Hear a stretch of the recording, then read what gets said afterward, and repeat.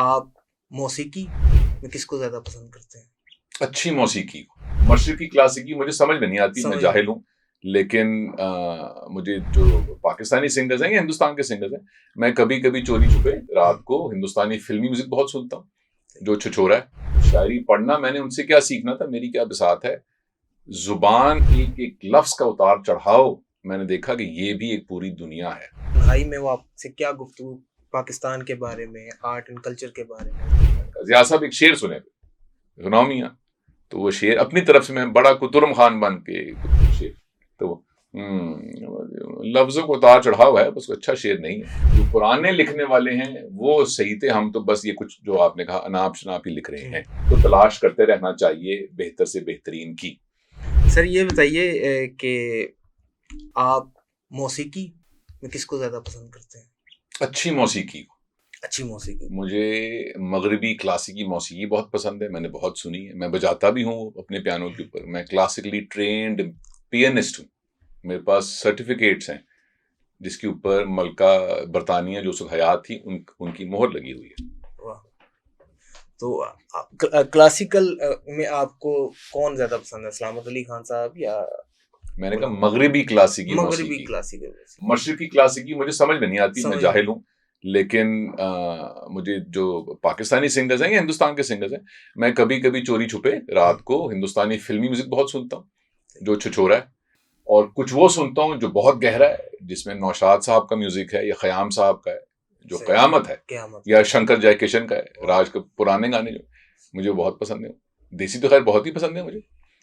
शफकत अमानत हैं, टीना हैं, आपदा जी हैं, अली सेठी हैं। सूफी भी?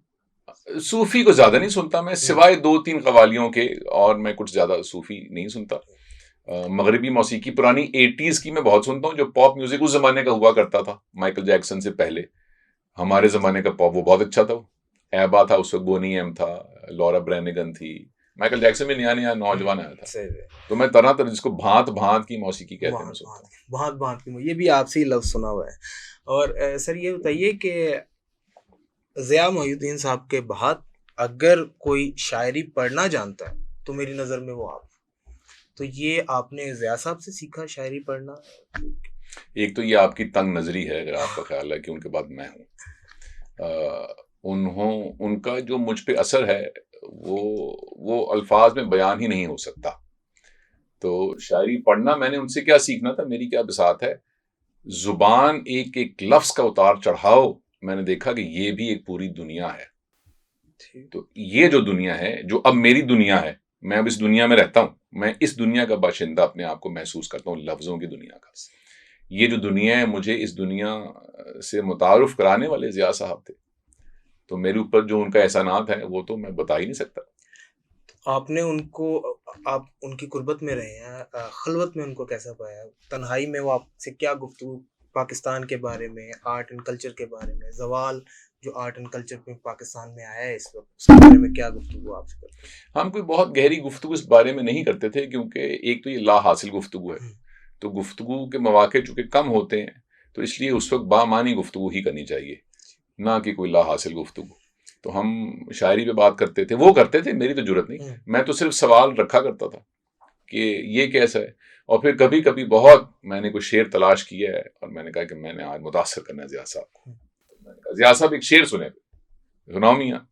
तो वो शेर अपनी तरफ से, मैं बड़ा कुतुरम खान बन के शेर, तो लफ्जों को उतार चढ़ाव है, बस अच्छा शेर नहीं है। तो मुझे ये याद है उनका कि मैं अपनी तरफ से तो बड़ा एक शेर लेकर आया, तो वो अरे यार ये कुछ, फिर वो कोई शेर सुनाया करते थे कि मियाँ ये सुनो फिर, और वो शेर कम वक्त हुआ करता था, क्योंकि उनका तो ये चीजें मैंने उनसे बहुत सीखी।